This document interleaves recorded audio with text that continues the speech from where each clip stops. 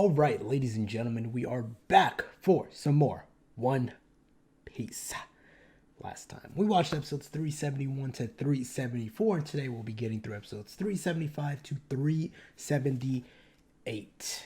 Last time we got quite a bit done in terms of the battle against Moria over here. Didn't last as long as I thought it would. You know, this whole giant oars battle actually lasted a lot longer, but when Moria came through, I thought it was going to be like a good 15 episodes that we were going through this.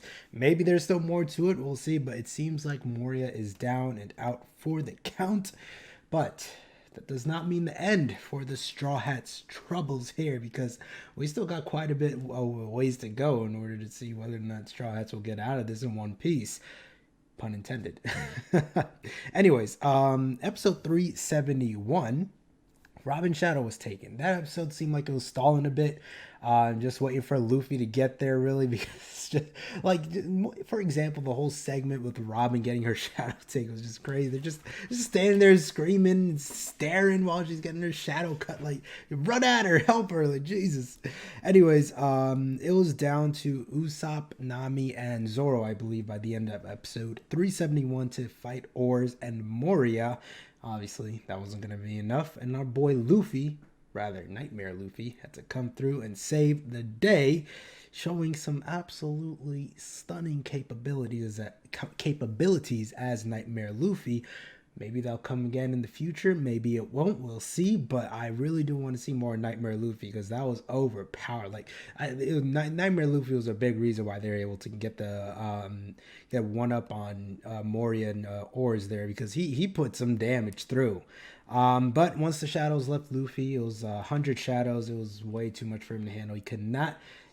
It was basically using gear second times a lot more, because like the amount of fatigue he had after he just passed out. Like, he couldn't take it anymore.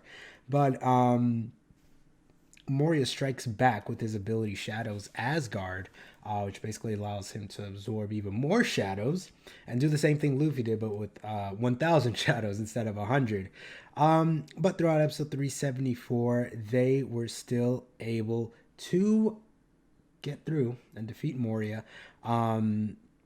So at that point, it seems like Moria was trying to outlast the Straw Hats rather than actually defeat them.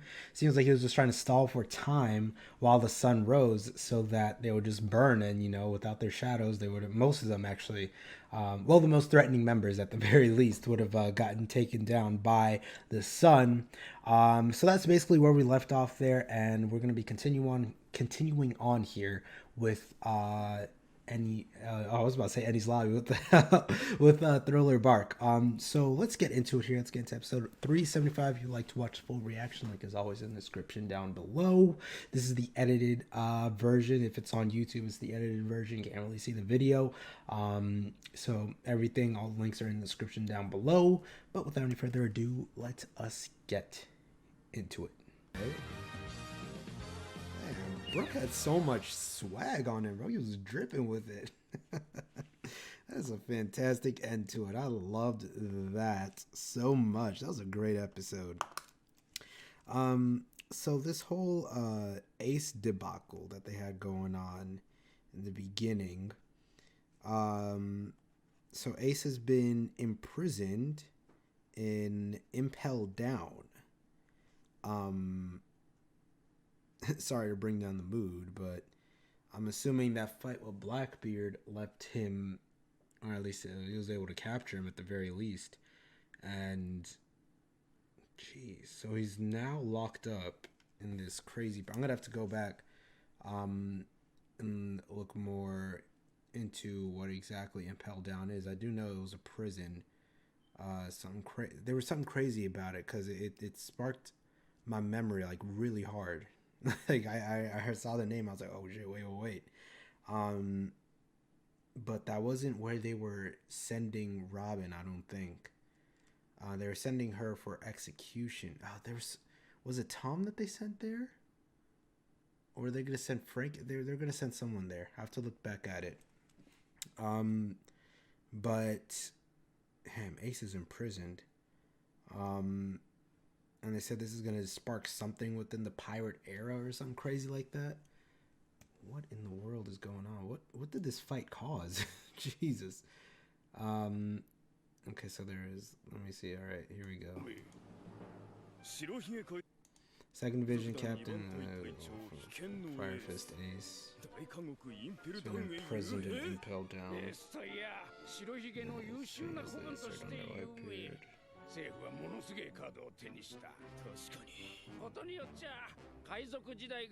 To overturn the pirate era, okay. No, it's not the time. Okay, so something's gonna go down with this. I know that much. I don't know. Is Luffy gonna find out? If he does, I'm assuming he's gonna want to pull some prison break type shit, try and get Ace out of there. Other than that, I'm assuming Brook is gonna want to join, for the sole reason of being able to be with the crew in order to get to Laboon.